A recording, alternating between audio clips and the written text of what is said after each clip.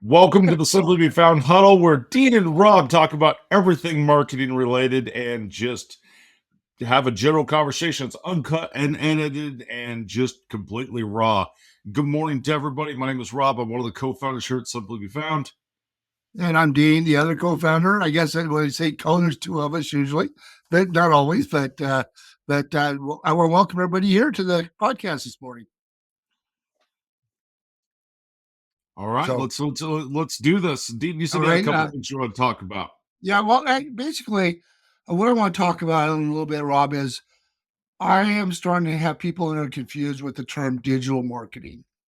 The marketing people are out there; they're using that term, and they're throwing everything in there from pay-per-clicks to the whole gamut of what we're doing. We're a little different because we're organically doing things in the digital marketing world. Let's kind of talk about, I'm going to throw this out because it's more of a something you've done in the past with your agencies.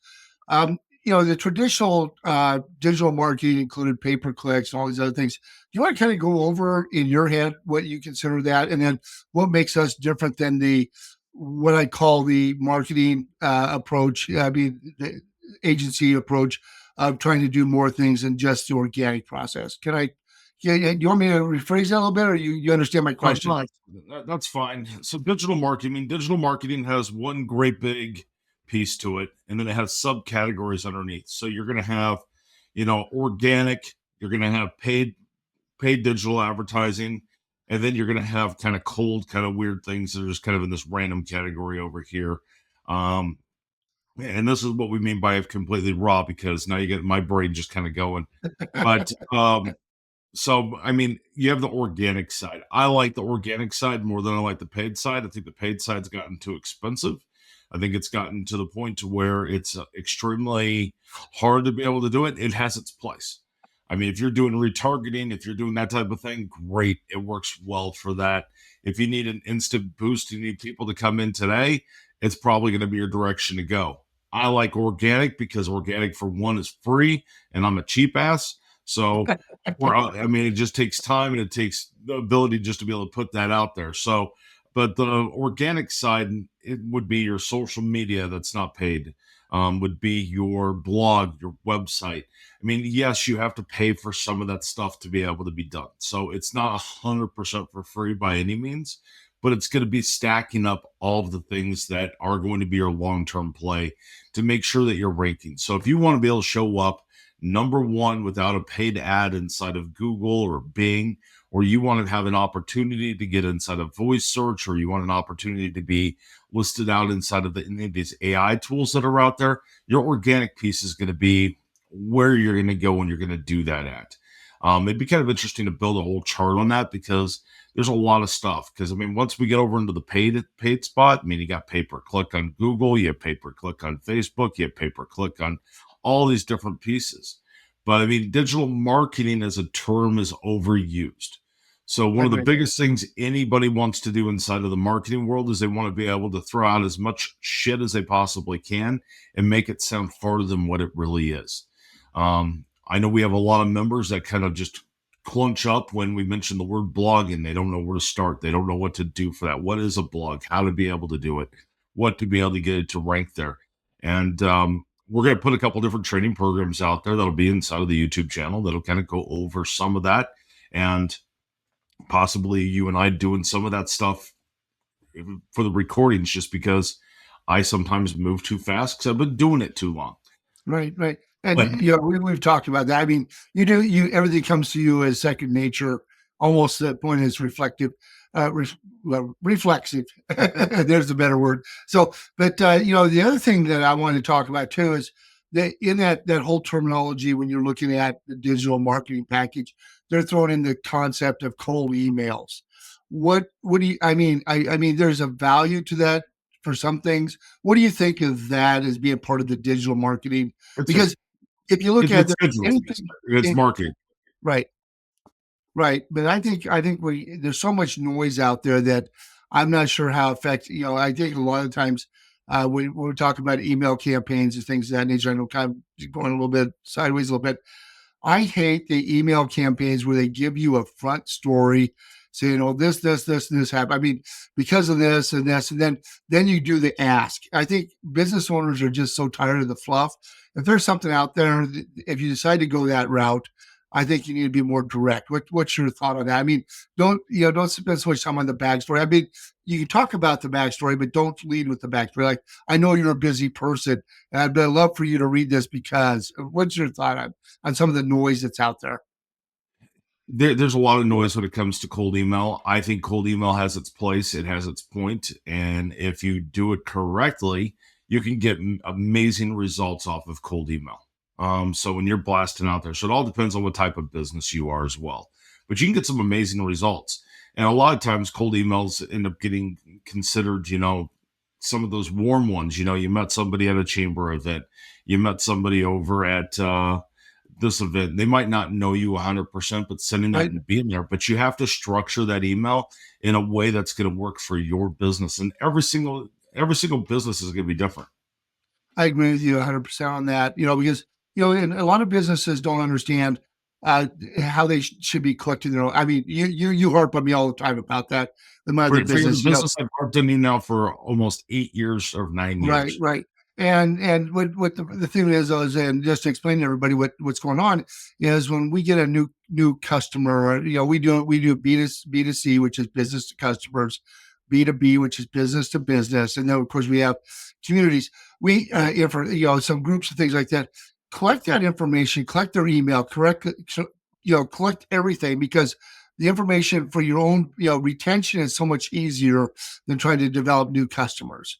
And I Yes, think if you have a new product to offer or some special, it's nice. It's kind of nice to do a touch point to existing customers, if you will, and do versus just a cold blast of some list you buy. Do you agree with that? I agree with it. I mean, there's a lot of stuff that's there. I mean, we have that whole entire CRM system that we can put inside of WordPress that can actually do the cold emails and be able to put everything out there. I mean, there's that whole piece that's there. So as we're building out that marketing co-pilot, that's going to be some of the stuff, the services that we're going to be offering in there. But being able to take all that and stack it up inside of the CRM is going to be how you're going to stay organized and stay on top of it. So if you're depends on what type of business you are and depends on how you're stacking your data, that data is extremely important on your customers. Knowing their email, knowing their, all their different information. One thing that a lot of marketers want to talk about, and this happens a lot for people in other countries, and some people here in the United States do this a ton. They talk about the old newsletters. I think the old newsletter format is gone. They want to hear something that's about them, real, and they want to see in front. So when you talk about cold emails, there's things out there where you can duplicate yourself and have a sales video message go out, and it's unique to that person every time. I don't know how I feel about the AI coming into that piece, but AI has changed the way that cold emails are done, the way that outreach is done, the way that we stack everything up. Um, Marketing has been put on top of its head with AI and how it is changing stuff. Right. I mean, I spent the weekend going through and, well, the last 3 or 4 days, I spent that going through and doing a lot of different AI buildings. And I mean, it's able to do a lot of stuff and be able to automate pieces that I've never even thought were even possible to do. Right. And so, the other thing too is I think if you're going to spend the time on some things like instead of cold email, it's more. I think with the way the algorithms are working, we talk about the social media piece, and we go back to that whole content piece that way. I think that's a more effective way, especially if you've got people, customers that you say, hey, follow me on Facebook or Twitter or wherever you're at. I keep saying Twitter. I have a hard time. It's been great for so long. The X, X. You know what I mean? Um, The X and Twitter movement. yeah, exactly.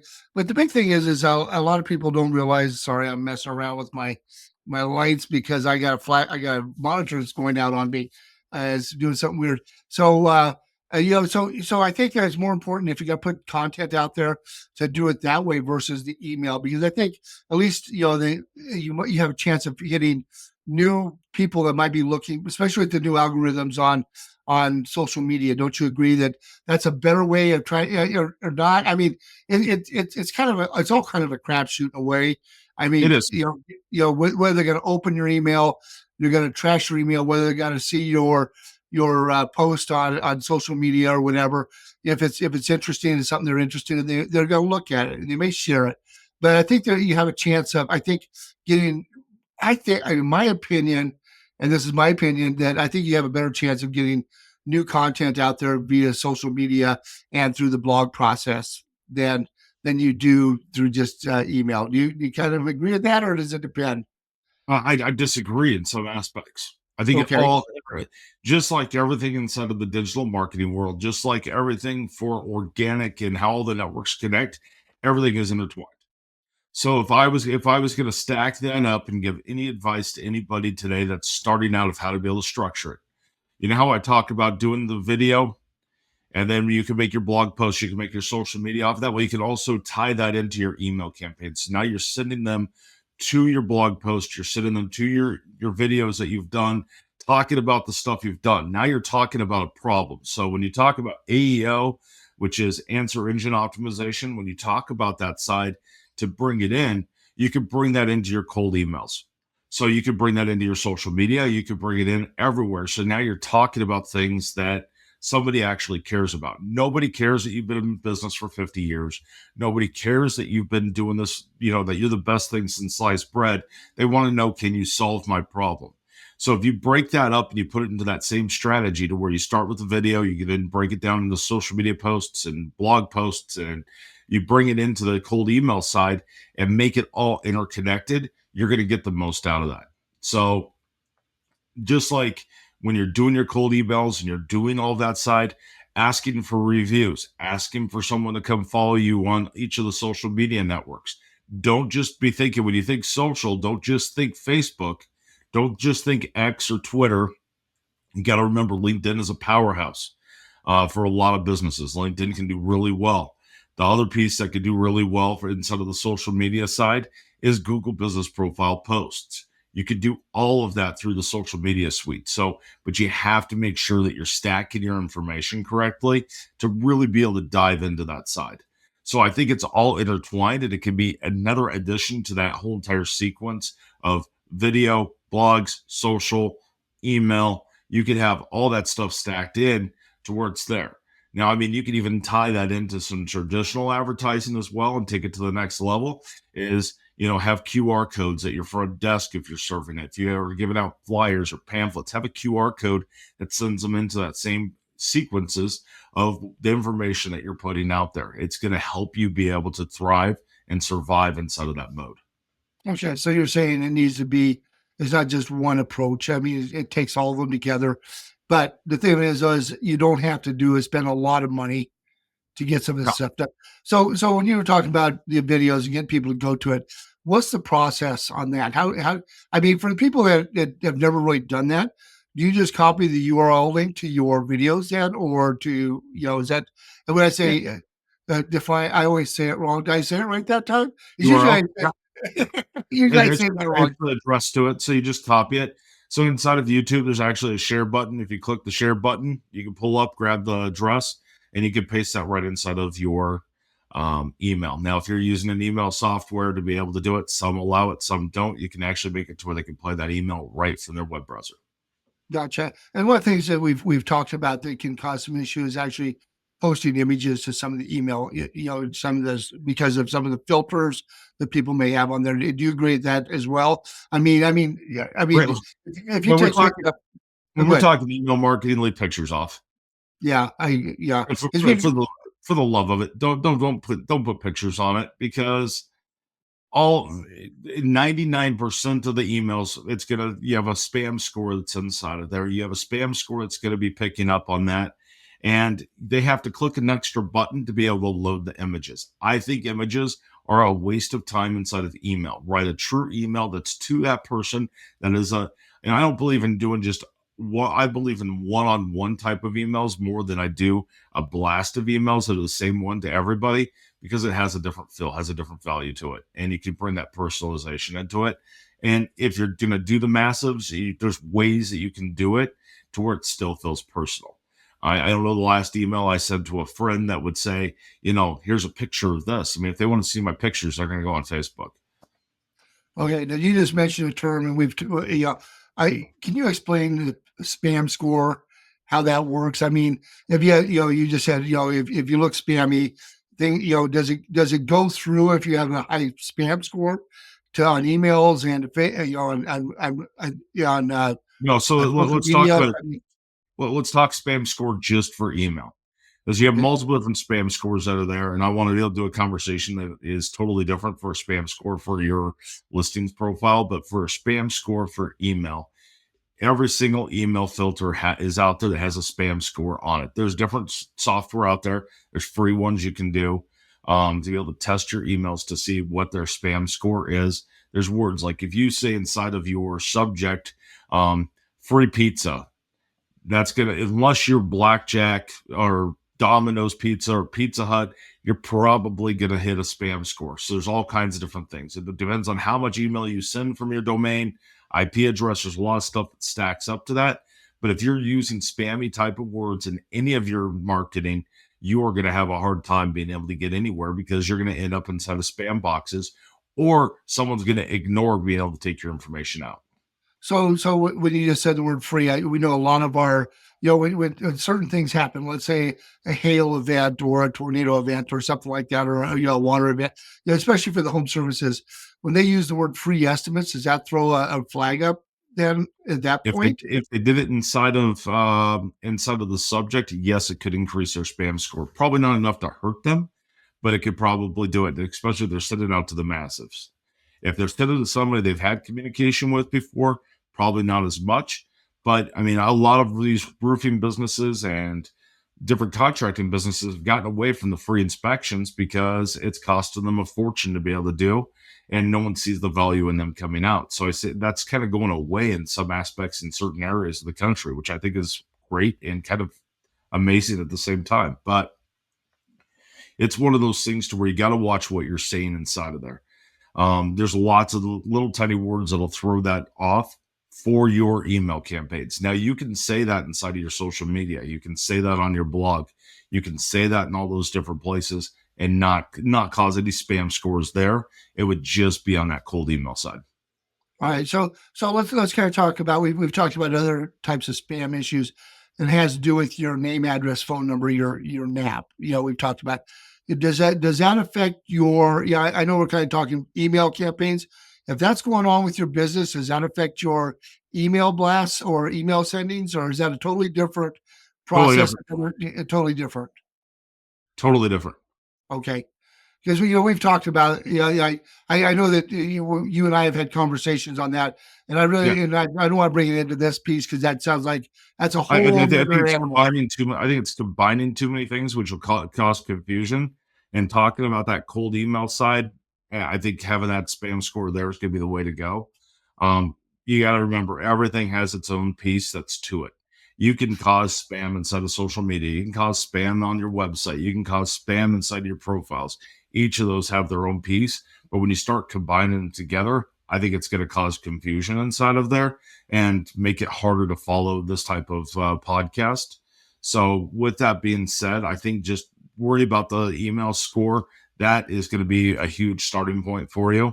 And then let's dive in, because I think those are some conversations that we can really dive in to have a whole conversation about, rather than stacking it inside of this.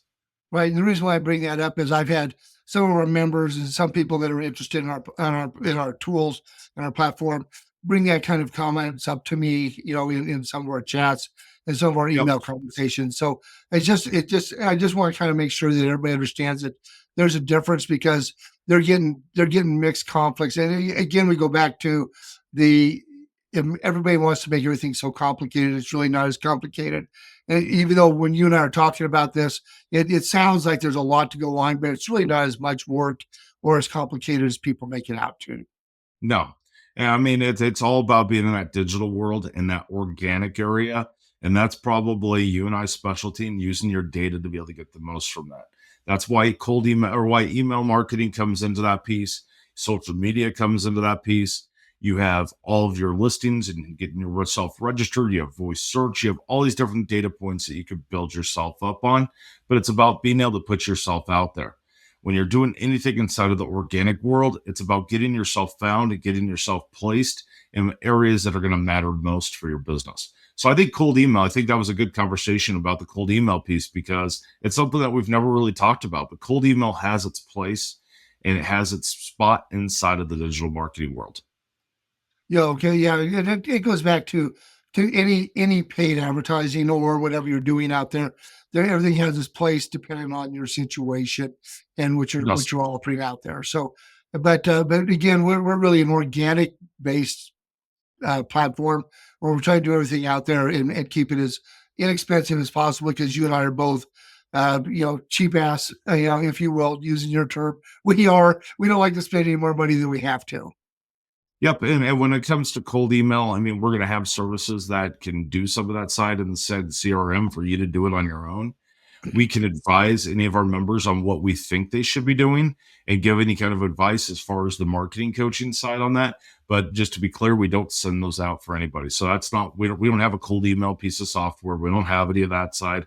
We can make recommendations for some really good ones out there if that's something you want to explore and as you want to kind of dive into that. But yeah, I think it's all part of your digital marketing. I think everything stacks together, which is why this gets so confusing to a lot of members I or agree with you. not a lot of business owners, not just not just our members. Yeah, it's a lot of businesses out there that they go that they're doing these things. They've been recommended to do these things. That's why I want to have this conversation with you this morning. And I think we've clarified some things. Is there anything else you want to kind of talk about? Well, that That's it for today. Let's go ahead and wrap this one up. Make sure you follow us. Make sure you subscribe. Make sure you like wherever you're listening to this podcast at. Again, my name is Rob. I'm one of the co-founders here at Simply Be Found. And all right, and I'm Dean, the other guy. So so anyway, guys, thank you for joining us today. Thanks a lot. thank you.